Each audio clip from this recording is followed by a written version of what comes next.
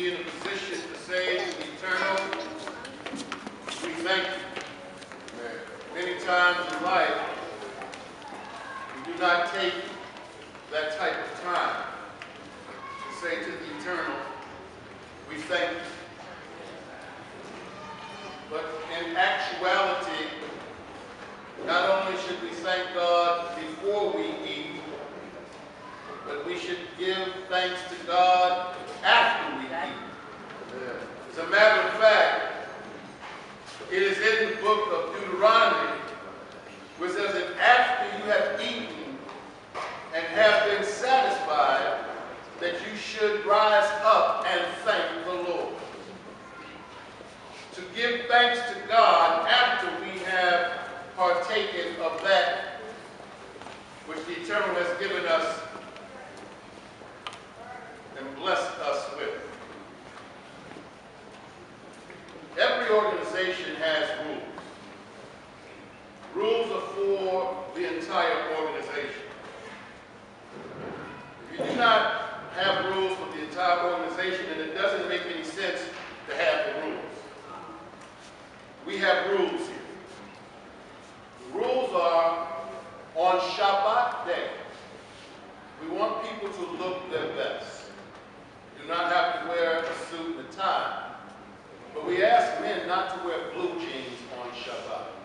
That's a rule here. On the Shabbat day, we ask women not to wear pants. That's a rule here. It's a rule for everybody. There are no exceptions to the rules. So we ask you to please be diligent and please be responsive to the rules, because they are the rules.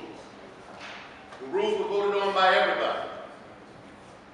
It didn't say if you don't like the rules, you can do what you want to do.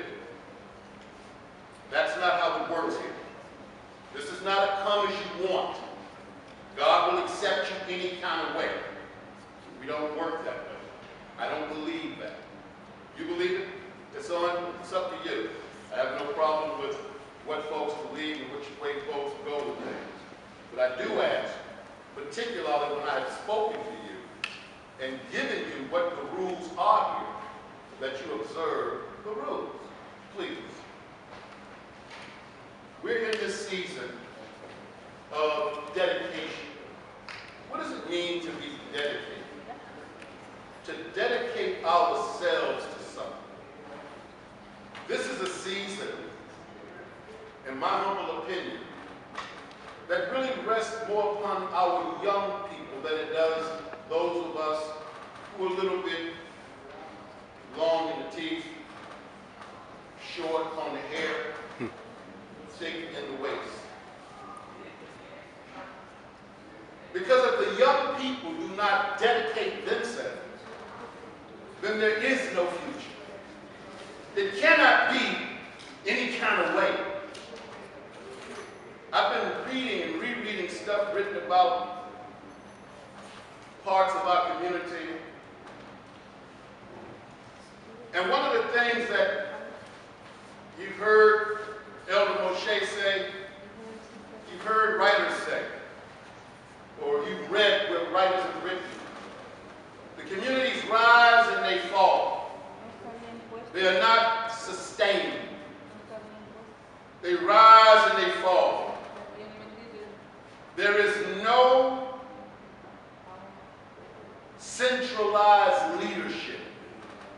Everybody does what they want to do.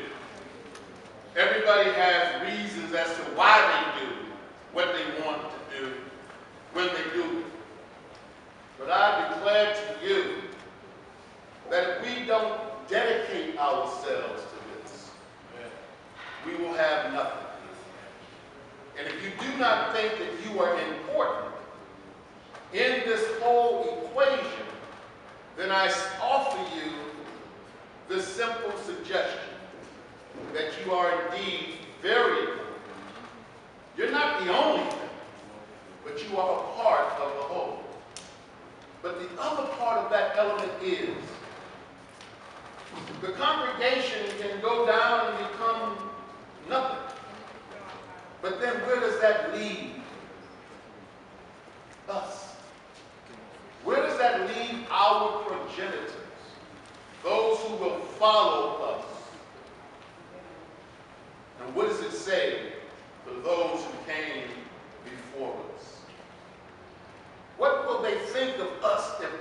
not able to take and hand to that next generation that torch in which they have dedicated themselves to.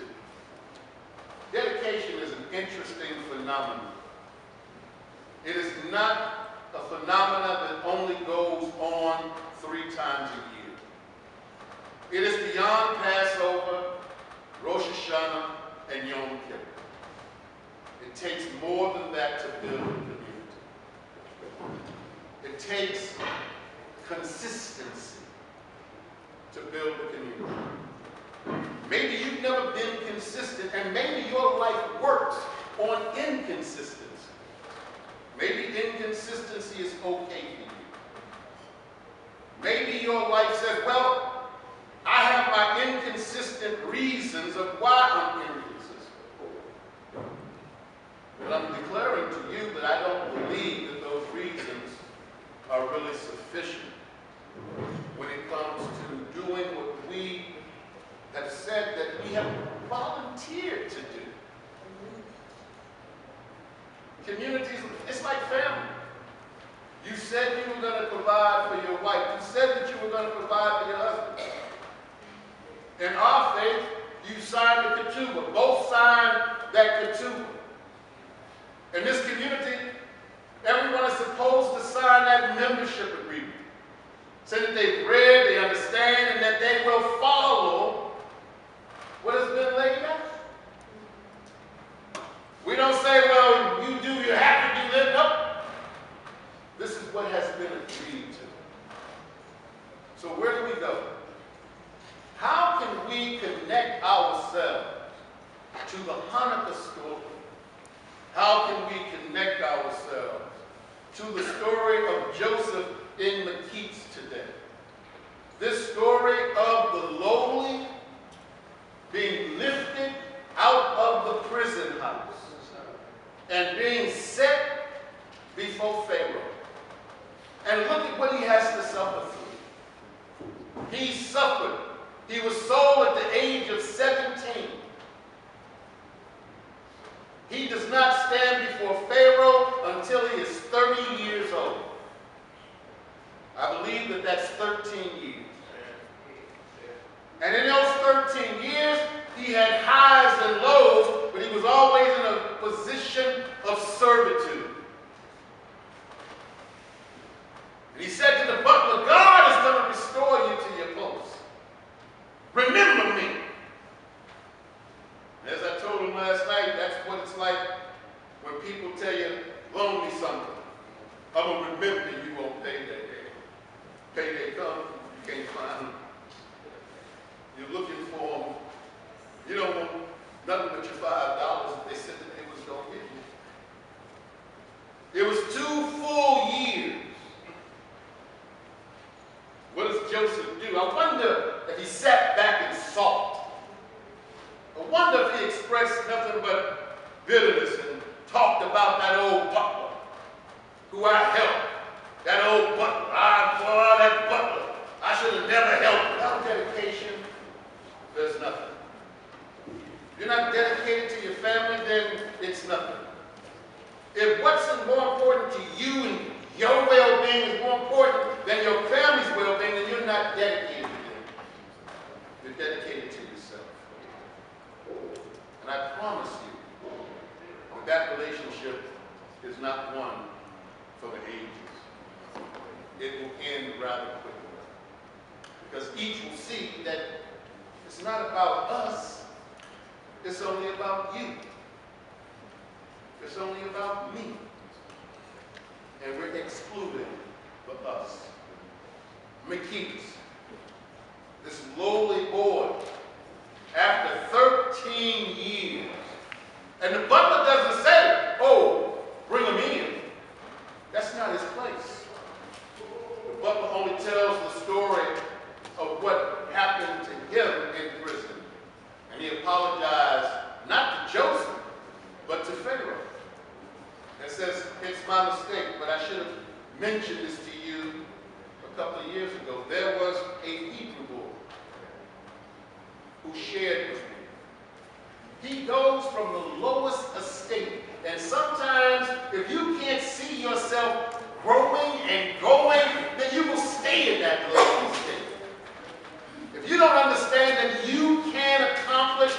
don't understand that you must be consistent, you must be persistent, you must continue to work hard, continue to keep yourself dedicated, then you will not achieve.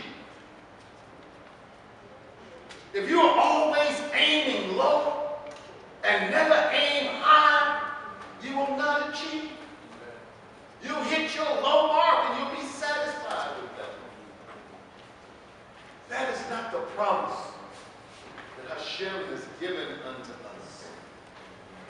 That is not the promise. Don't worry, as we read today. Who is this that's been so downtrodden? He's standing here. These filthy rags. And Satan is standing there accusing him. Look at what he want to be. Look at what she's trying to do. God says there are a couple of requirements. There's some prerequisites. And if you do these things, I will give you access among these, among the Melachim. And you will be endowed and imbued with spiritual insight and understanding. You'll be able to guide people and you'll draw people unto you, under your God. But it takes dedication. It takes us to dedicate ourselves. Because we never know when the ultimate blessing is coming. I just don't want any of us to miss it when it does come. Because we were not dedicated. We were busy doing something else. We were asleep at the switch. We were asleep at the switch. Joseph is lifted up. The filthy rags are taken off of him. The stench of prison is washed from him. And he is given royal robes. Pharaoh says, you shall only be second to me in the throne. From the outhouse to the penthouse. From being nothing to now being everything. 13 years of struggle. 13 years of knowing that I didn't do anything to anybody to be put in this position. Only said what I dreamed. Told my brothers and my daddy what I saw. And for that, they didn't like it. Sometimes we have an obligation to tell people what we see. Particularly if we see that they're going down a path that we know is not the correct path. To say, please change direction. I've been that path, and let me just tell you that it's nothing but a dead end. It's a cul-de-sac. Cul-de-sac is French for a blind alley. It goes nowhere. You go in and you got to turn because you can't get out. We have to understand sometimes when people are offering advice, it's because they've made those mistakes. And they're trying to keep a person that they care a great deal about from making those same mistakes that they made. I know that's been my experience. And sometimes it's longer rather than shorter before people say, oh. My wife said to me one time, not too long ago, I thought about it. If you believe that I'm going to give you bad information, then there's a problem. So then I asked myself, well, why didn't I take that information to heart? What is it in us sometimes that alienates us from hearing those that are closest to us?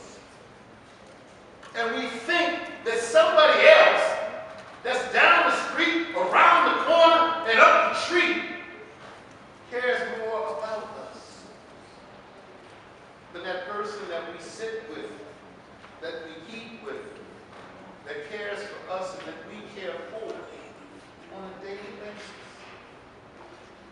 There's this thing within the human anatomy. Women might say it's just in the anatomy of men. Men might say, yes, it's in our anatomy, but it's in your anatomy also. I think it's a two-way street. I don't know. Maybe it is a one-way street. In my house, it's a one-way. Let me just get that straight right now. I want no problem.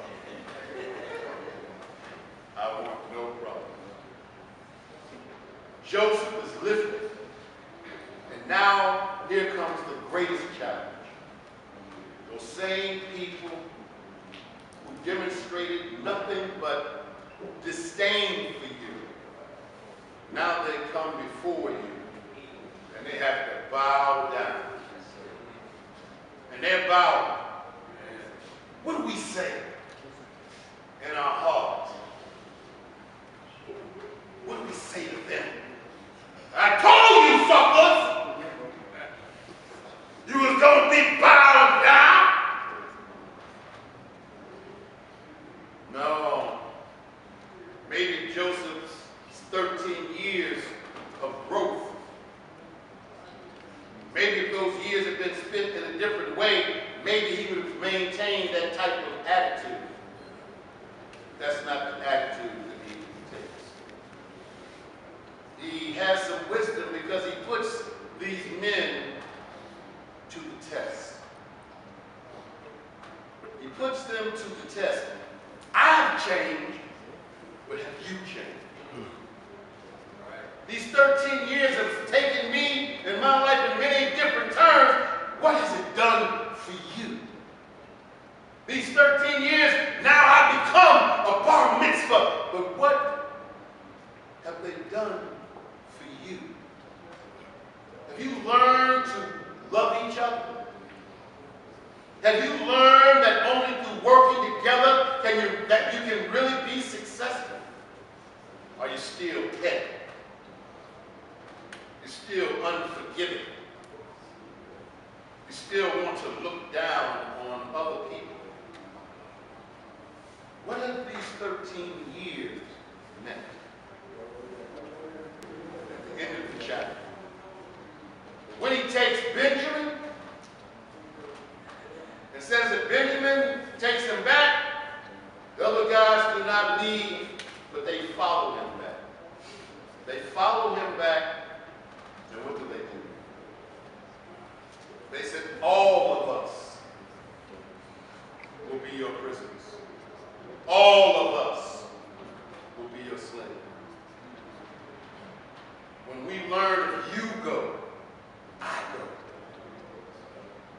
That if we are not able to reach out to each other, to give each other that hand, to pull each other up, to wrestle with the same problems that you might have, to help you overcome them.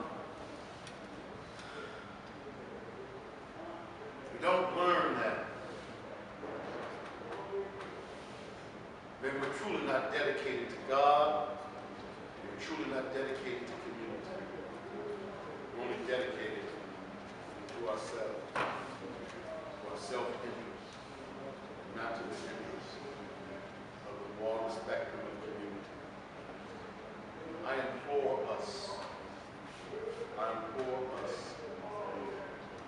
to know of a certainty that we can achieve great things, and know of a surety that just as the few defeated the many before, that the few that work together and organize, form, and fashion with purpose and intention, not with capriciousness.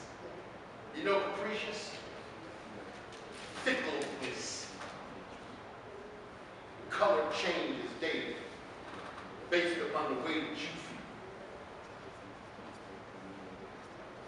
This is an organization of individuals who make a family.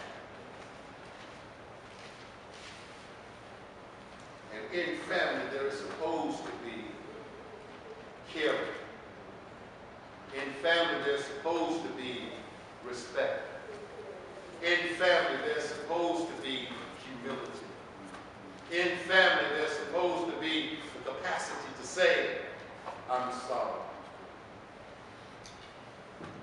I didn't mean it. In family, you're supposed to be able to say, you were right. I was wrong. You're supposed to feel safe enough to be honest. Because if you're not safe, you don't feel safe, then you'll never be honest. And if you're not honest, what counts?